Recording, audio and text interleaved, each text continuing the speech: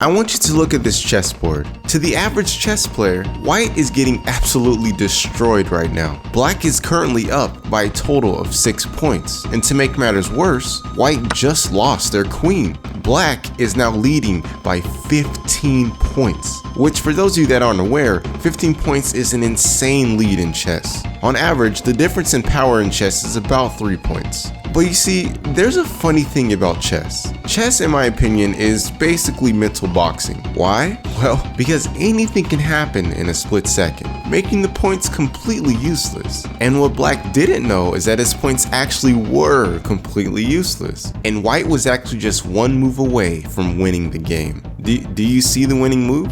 Pause the video and try and find it. Alright, here it comes. Mwah, delicious checkmate.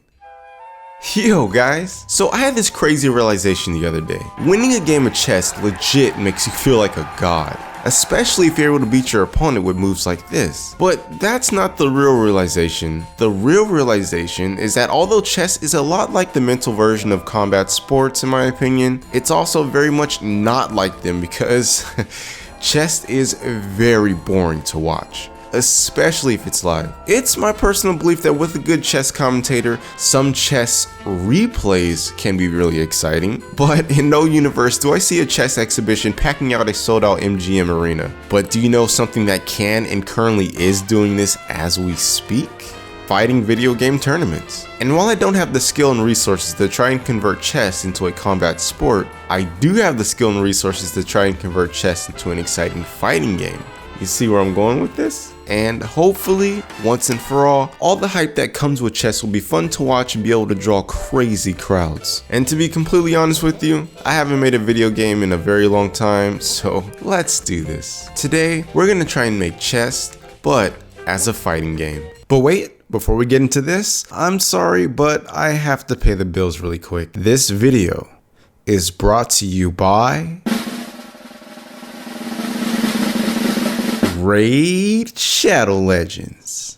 Alright guys, by this point you already know the deal. Raid has champions, Raid has bosses, Raid has regular updates, Raid is unstoppable. You know it, I know it, no need to beat a dead horse. Now I've actually played Raid Shadow Legends, and I have to say my favorite part about the game is building up my own team. There's just something about building up a team that's my own that just really gets me going. But be careful guys, because it's kind of addicting. I was stuck playing Raid for some 2-3 hours, interested to see how strong I could make my team. And the best part is, Raid just released a huge update, the Doom Tower, which is a 120 floor tower with a bunch of secret rooms and 12 cool bosses. They're releasing 14 new champions, some just for the holidays. Also, if you're a new player, you'll get the champion Bullwick for free, as well as 50 gems and more as soon as you get in the game. All of those goodies will be waiting for you here. So use the link in the description to download Raid today on mobile or PC. And huge thanks to Raid for paying my bills. But back to the video. And so now here's where we're at. Games like this already exist. Well, kind of. I think the game that comes closest to the vision that I have in mind for this project is a little game called Toribash. This game is a turn-based fighting game where your objective is to deal as much damage as possible to your opponent by enacting a force on a single muscle per turn. But you see, the problem that I have with this game is that the learning curve is just way too steep. I once spent 2 hours just trying to figure it all out, and I still had no idea how to make it do what I wanted it to do. And while I understand that's part of the fun, in order for this to be anywhere as hype as chess, we need to make sure that players can reproduce actions over and over and over. Because with that, players will have the ability to become skillful at the game. And so here is what I mocked up so far. You and your opponent control a fighter based on the cards that you draw from a deck. So for example, if in my hand I have punch, kick, uppercut, duck, I can play these cards one at a time to perform that action. And when you're out of cards, you're considered exhausted. And so the strategy comes from trying to predict what you and your opponent might play or draw next, and balancing when to play a card versus when not to. Now, I'm not the biggest fan of the randomness that's introduced from drawing cards. Like for example in chess, if you want to move your knight to d7,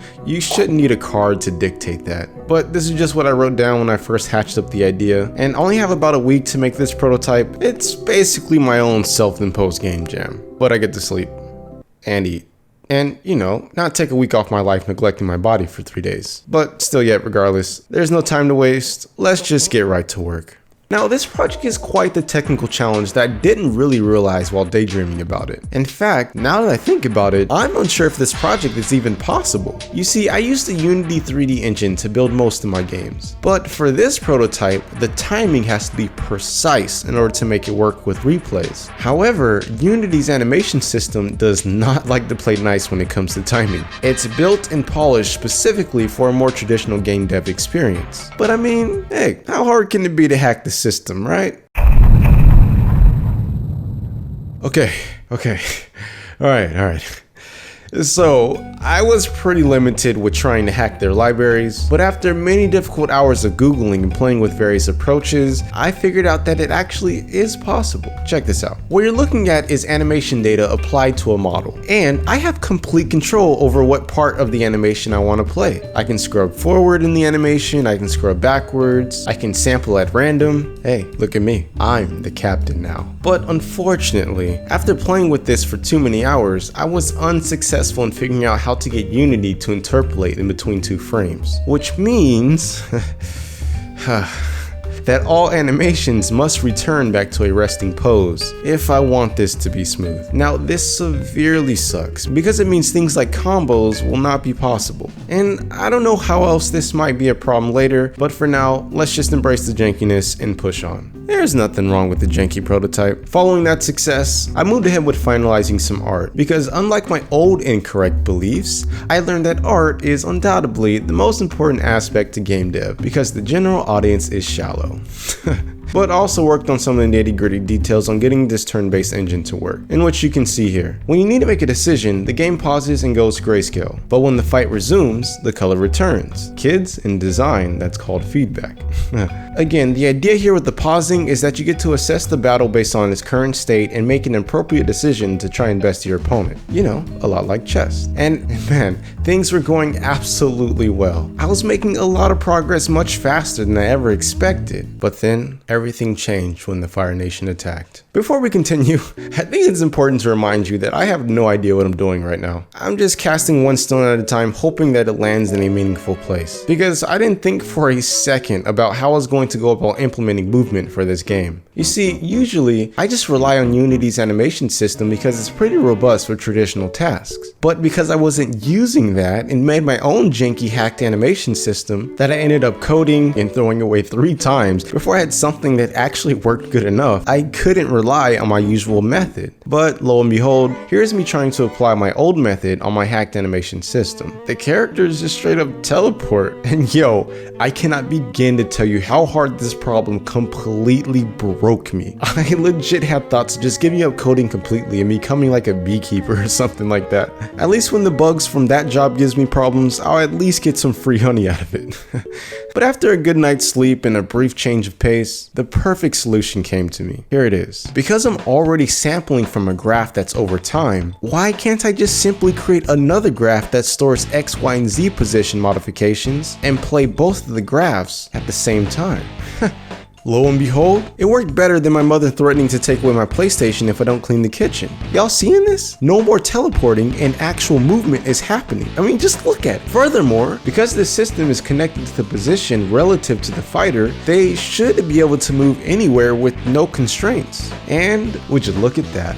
Wow, this feels amazing, man. I once again updated the graphics to include the official character models for this prototype, which, shameless plug, are actually characters to an anime that I'm trying to get produced, but hopefully more on that in the future. I worked on the UI and camera a bit, finalized the environment, and then started to work on the collision boxes. You just apply hitboxes to the hands, feet, and knees, apply collision boxes to the body and head, and then when an opponent's hitbox collides with a collision box, just register some damage. Easy. I mean, it's not the best solution, but it came to my mind the quickest and it was good enough. Check this out.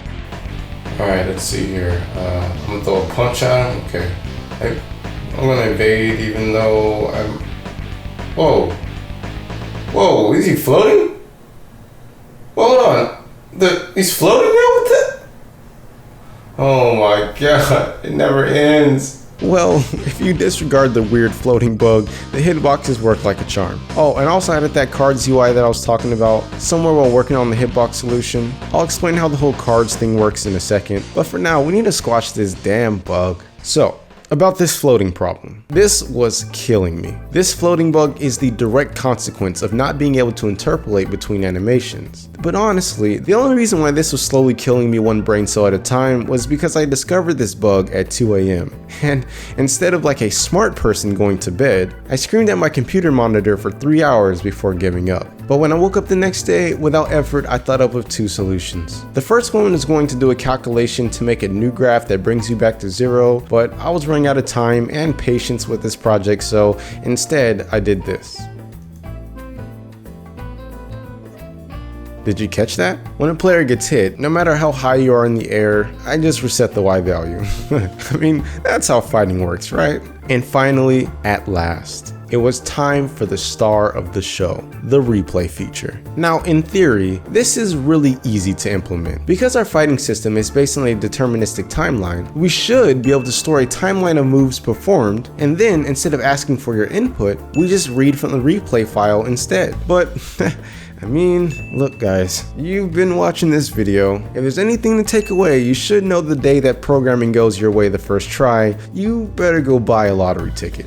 Because the replay feature did work, but for some strange reason, only a percentage of the time. I legit don't know how to explain the bug. Sometimes the replay was exactly spot on, but sometimes the replay system just refused to play what the replay file was demanding, and just one defiant move desyncs the entire deterministic timeline. And so hoping to fix this issue, I decided to rewrite the replay system. And it actually did fix the issue. Well, kind of.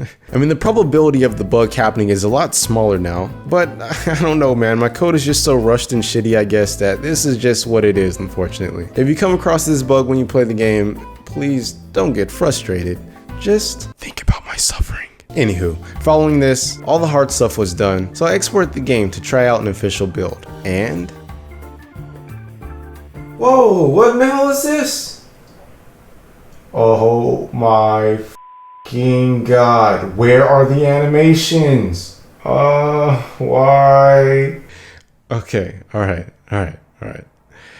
It turned out that I just had to add one thing to the fighters, and thankfully it was a very easy fix. But at this point of progress, I was feeling really good, man. It's basically done. So I think now's a good time to tell you how the game plays. And it's really simple. So with chess in mind, these right here are time intervals. You can only perform an action on a time interval if you're not already doing a move. And in between the time intervals is where the actions happen. I was planning on making like a whole deck, and you can build decks and all that stuff, but ran out of time, so you can only select out of 1 to 13 actions represented as cards here, each of which have their own amount of loading turns, action turns, and cooldown turns. So with that, each action has some sort of consequence associated with it. So for example, if you don't time a super kick correctly, it could leave you open to lose some HP. And the damage a move does is simply calculated by the total amount of turns at a card cost. I call this game Ultra Bouters. It hasn't been playtested or anything like that. I don't expect an airtight fighting game to be made in a week, but I did ask my girlfriend if she'd playtest it for me and share some of her thoughts. Hello? Is it recording? So this isn't time sensitive? No. Oh! Okay.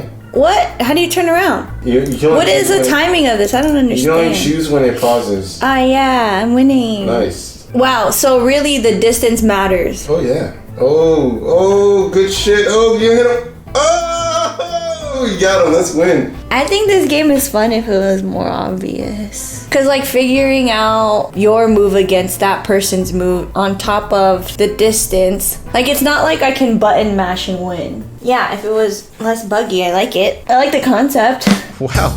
She actually said it was fun. She never says my games are fun. This is a really proud father moment right now. You know, maybe after all we should think about getting serious with Ultra Bouters. Post in the comments below if you want to see Ultra Bouters taken seriously. And also share with me things you think should be redesigned or improved. But all that's left now is just all the stuff that I hate doing. So I made a lazy main menu. I added a bunch of particles to make it pretty enough for you to want to click on it. I added polish where I could. I hunted for some good enough sound effects and music. And then I built out the game on the various platforms and upload it to the internet. If you want to play it, the link is in the description. And you can even play it in the browser, so you don't have to download a thing. Oh, and while I have you here, please follow me on itch.io. I'm actually quite sad on the lack of games I've released over the few years, and I plan to release a lot of games in 2021. They may not all make it to my channel, so follow me on itch.io if you want to get those notifications. But yeah, that was that. Overall, I'm very proud of Ultra Bouters. Like, yo, it's a finished game. I mean, sure, it's a prototype, but who cares? I actually finished something. Oh, and for anyone asking about my other games that I've teased, like Hormon, Staggered, or Glot Online, I promise you they are for sure not coming